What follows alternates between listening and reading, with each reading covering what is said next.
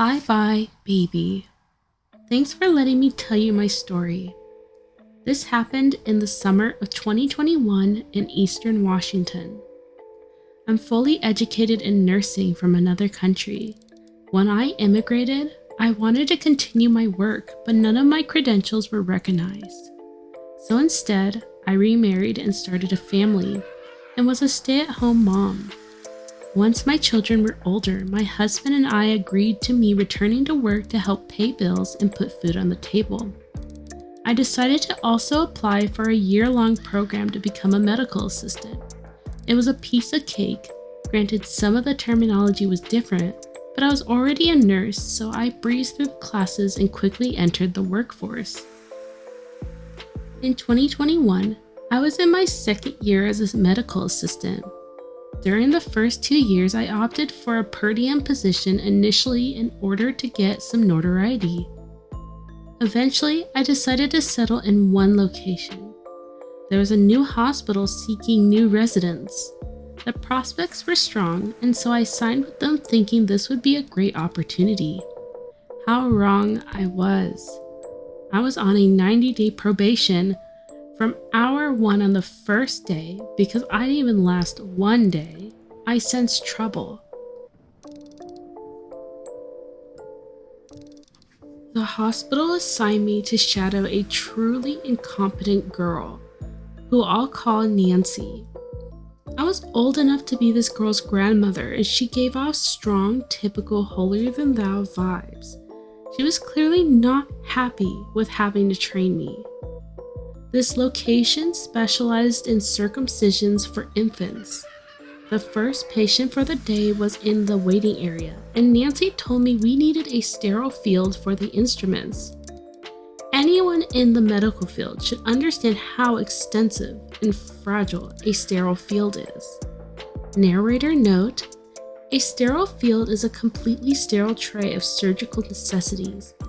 It is the complete destruction of microorganisms that you can neither look away from when setting up and can never have your hands or object drop below your waist. Everything is under the impression of being absolutely 100% sterile. Any shred of doubt or contamination means you need to start over the process. She told me this means everything has to be sterile. But very condescending, like I didn't even know what sterile meant or what a sterile field was. I knew full coverage PPE had to be used. I knew that once established, a sterile field could not be left unattended, and it should be established as close to time of surgery as possible. Failure to apply these core principles increases the chances of contamination by airborne particles. This puts the patient at increased risk for infection, and yet I was essentially being figuratively mansplained to about every detail you can imagine that goes into MA.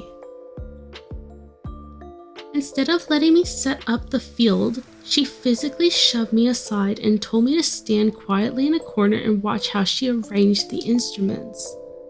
I stood at attention and complied, wanting to maintain a professional space and letting her slights go. When she was done, I watched her grab the packaging and leftover wrappings and shove them in the garbage that was next to her. I expected her to remove the gloves and throw those away as well, but instead, she returned to the sterile field and arranged the instruments while wearing gloves that had been in contact with Lord knew what was in the garbage can. While not using a tool to organize a tray, but instead crossing into the sterile field with these very contaminated hands to arrange the tools herself. Then she threw the gloves away. She must have realized what she had done, because she turned to look at me with an "oh God, what did I just do?" manner. When she saw the look of horror on my face, her face grew red as a tomato. But rather than create a new sterile field, she hurried us out of the room. I was ordered to return to my computer. After I finally recovered from my shock, I wanted to find Nancy and offer to create a new sterile field under her supervision. When I found her, and made this offer, I was told to shut up and go back to the desk. She had been an MA for 2 years and knew how to do her job. I complied and I returned to my computer and I passed the room where the circumcision was going to take place. The doctor and the resident were already in the room discussing how the procedure is performed. At that point, I felt a hand around my arm and was forcefully pulled away from the surgery room by my hiring manager. Nancy had told them that I had left my desk, and before I could explain what had happened, I was told to hand over my badge. In the manager's mind, I had left my assigned post and that was considered job abandonment. I was escorted off the premises. The friend that referred me to the hospital called me later that same week. Apparently, the lead surgeon and Nancy had a relationship and they had been observed being intimate. I never asked what was meant by that.